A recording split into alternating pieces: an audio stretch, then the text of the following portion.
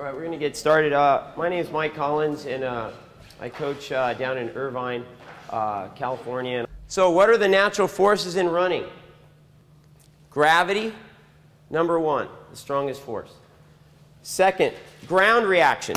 When you hit the ground, there's a force in the opposite direction.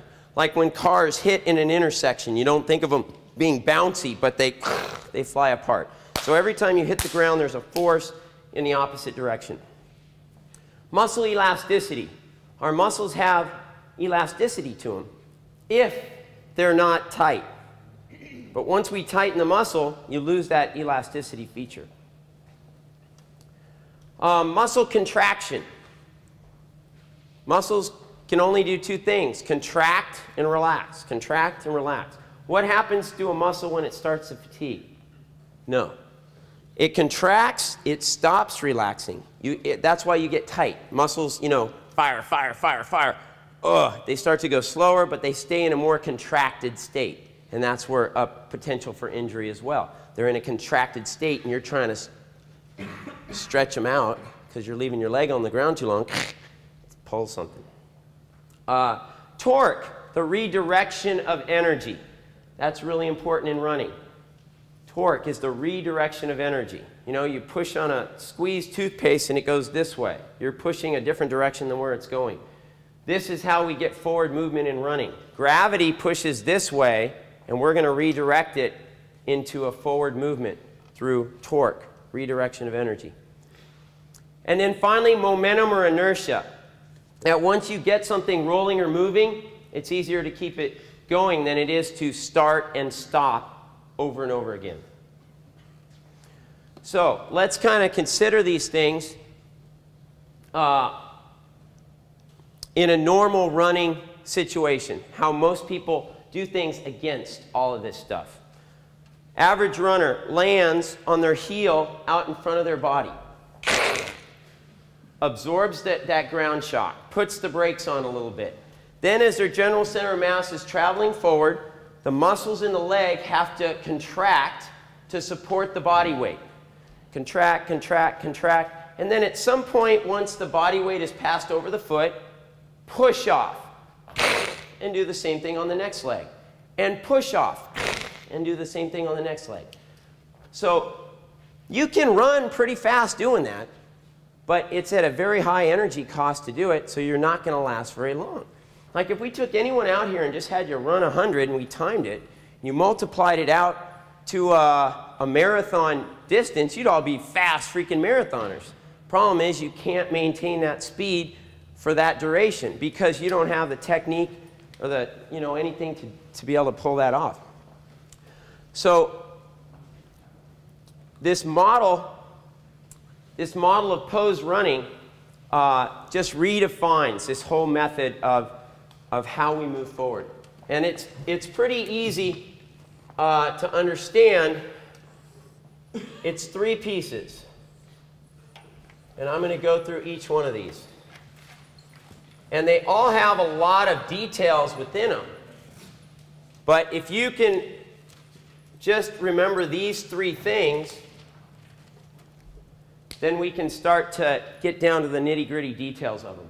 But this is the basic pose formula.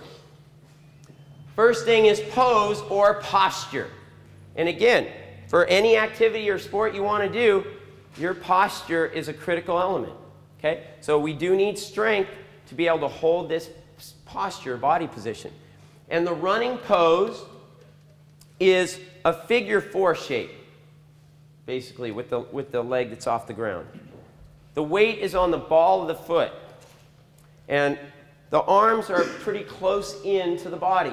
And most elite runners are running with their arms bent more than 90 degrees. They're high and close to their body. The shoulders are relaxed, though. The more the arms open up, the longer the swing. Okay? So that's going to take longer to perform than that. Okay? We're not bent over at the waist. The head isn't out in front.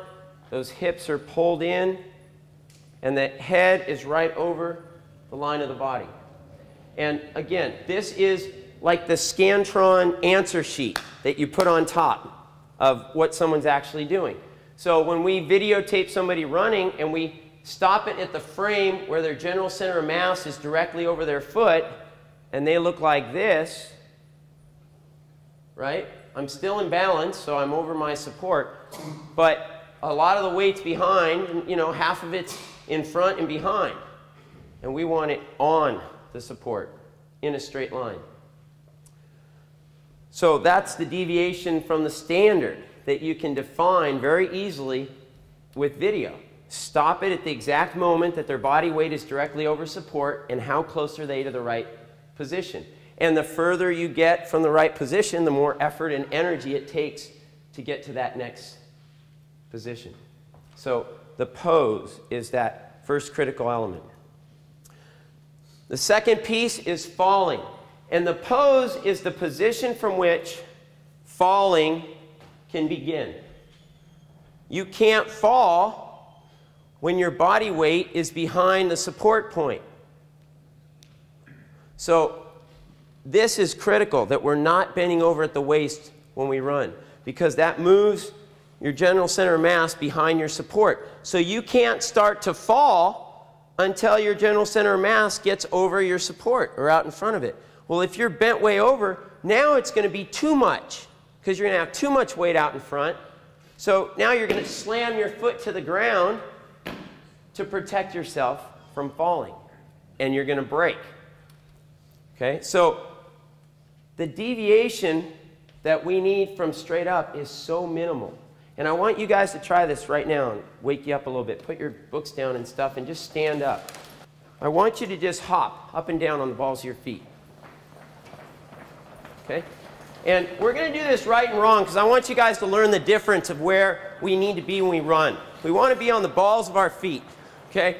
Not up on our toes. I want you to go up on your toes now. Hop on your toes, and I want you to feel the increased tension in your toes when you do that. And I want you to feel it in your, you feel it in your calves too, don't you? And this is what a lot of people say about pose running.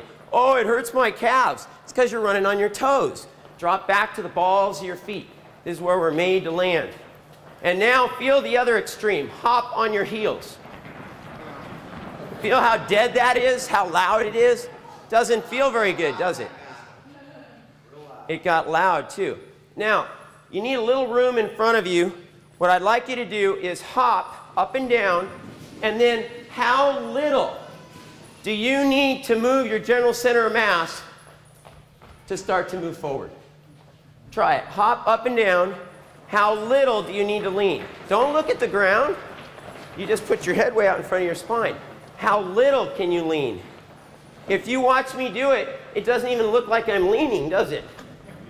Because I moved my general center of mass a millis distance in front of where I'm hitting the ground, and there's forward movement. It doesn't take a lot of lean to move, or to move fast. For a really short distance, like maybe a 40-yard dash or something, there's an acceleration element that you could probably accelerate a little bit faster than you can fall.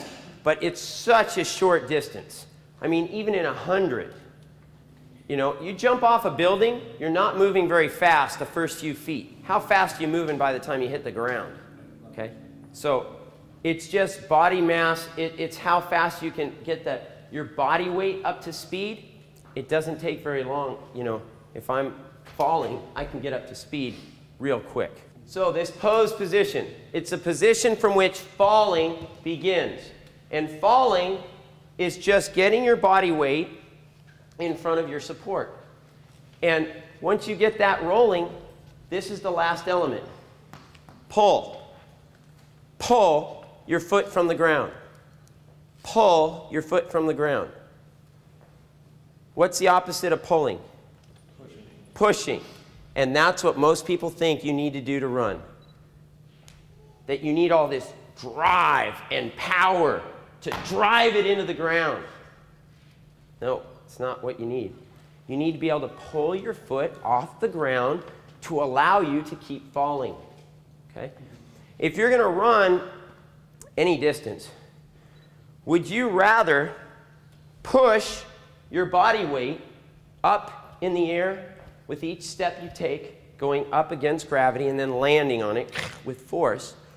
Or how much does your foot weigh? Does anyone know how much their foot weighs? It's about 2% of your body weight. So if your choice is to push your body weight in the air or pull 2% of your body weight off the ground, what would you rather do? Repeatedly, you know? Thousands of steps. This is why those guys that run 440 miles, they don't have gigantic, massive, powerful, weightlifting legs. Because they're picking up, you know, 2% of their body weight off the ground. That's all they're doing, just picking their feet up off the ground. So you do not move in running with power from your legs. You fall, okay? Oh yeah, I'm running good. In place. How come I'm not going anywhere? Ah. Okay, I'm probably the weakest guy in the room here, but I can move pretty fast. I don't have that much leg power. I just let my body weight go and have to pull my feet up off the ground to allow myself to do it. That's pretty decent speed running. I'm not breathing hard. I didn't really do much work to do that. I just pulled my feet up off the ground as quick as I could at the rate that I'm falling. If I'm not falling very much, I'm not moving very fast. The more I lean, the faster I go, the faster I have to pull my feet from the ground. So pulling is this third element. And the key to it is cadence. Needs to be appropriate to the speed that you're traveling at. And the minimum cadence that we need in running is 90 cycles per minute. Why is that? So that's one leg hitting the ground, you know, coming up off the ground, 90 steps in a minute. The reason we need that is that's a requirement for getting the benefit or the help of ground reaction and muscle elasticity to help you when you're running. Okay, and here's an example of it. This is the system all working together. Ground reaction, muscle elasticity. You know, I'm putting in a little bit of energy, but not that much to do this, okay? I'm doing the same movement, but I'm spending too much time on the ground, so I have to use much more muscle power to get me up in the air than ground reaction, muscle elasticity, everything working together, okay? So this is a lot easier than this, and this is a lot easier than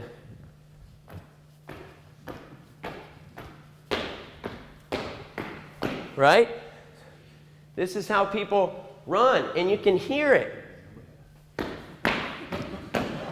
Right? Driving their feet into the ground. I want you guys to stand up again and try this difference. And you need a little bit of room, but you're basically just going to be in one spot. I want you to run in place, driving your feet into the ground. I want you to feel that shock. Now do the opposite. Pull your feet off the ground quick. Try to pull your foot before it even hits the ground. You feel how much less impact that is on your body to pull your feet from the ground? So the only element you have to add is lean, and phew, you start moving. Even a big guy, you know, doesn't have to pound or make a lot of noise. Go ahead and run a few times back and forth, Brian. Just gets that body weight going, pulls his feet off the ground, and phew, there he goes. It doesn't have to be heavy. Did you notice how his head isn't bouncing when he runs? It's more hovering. The pull is pulling your foot up under your butt. It's not hip flexor. We don't want the foot out in front. This makes you lean back and doesn't allow you to fall. But it's also not this. Okay? See that? I left the knee down and just hinged at the knee. That's not it either. When you pull your foot directly up under your hip, your knee does come up. But it's not a knee lift. You're not doing it from the hip flexor.